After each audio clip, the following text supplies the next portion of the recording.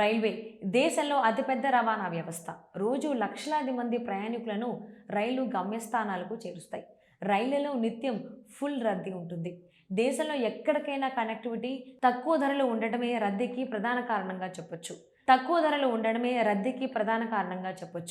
ప్రయాణికులకు సౌకర్యవంతమైన ప్రయాణాన్ని అందించే ఈ రైల్వే ప్రతి ఏటా విద్యుత్ బిల్లుల రూపంలో వేల కోట్ల రూపాయలు ఖర్చు చేస్తుంది.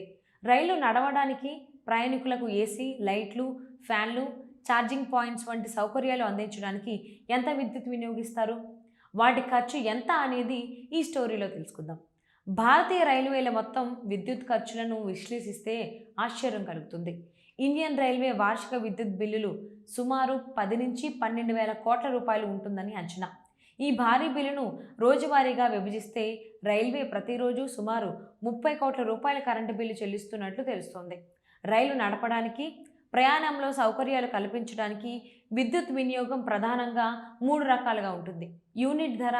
భారతీయ రైల్వేలు ప్రస్తుతం యూనిట్కి 7 రూపాయల చొప్పున చెల్లించి విద్యుత్ను కొనుగోలు చేస్తున్నాయి. కిలోమీటర్కు వినియోగం. ప్రస్తుతం నడుస్తున్న ఎలక్ట్రిక్ రైలుకు కేవలం నడవడానికి మాత్రమే 1 కిలోమీటర్లకు సగటున 20 యూనిట్ల విద్యుత్ అవసరమవుతుంది. రైలులో ఇతర వినియోగాన్ని కూడా కలిపితే ఇది ఇంకా పెరుగుతుంది. ఏసీ బోగీల్లో ఖర్చు. రైలులోని ఏసీ కోచ్లలో ప్రతి గంటకు సగటున 210 యూనిట్లు విద్యుత్ వినియోగం జరుగుతుంది. ఈ లెక్కన కేవలం 12 గంటల పాటు ఒక ఏసీ బోగిని నడిపితే సుమారు 17,640 రూపాయలు కరెంటు బిల్లు అవుతుంది. బిల్లు దేనిపై ఆధారపడుతుంది? ఒక రైలుకు ఒకరోజు కరెంటు బిల్లు ఎంత అవుతుంది అనేది ఖచ్చితంగా చెప్పడం కష్టం. ఎందుకంటే ఇది వివిధ అంశాలపై ఆధారపడి ఉంటుంది. రైలు ఎక్స్ప్రెస్సా, ప్యాసింజర్ రైలా లేదా సరుకు రవాణా రైలా అనే దానిపై ఆధారపడి ఉంటుంది.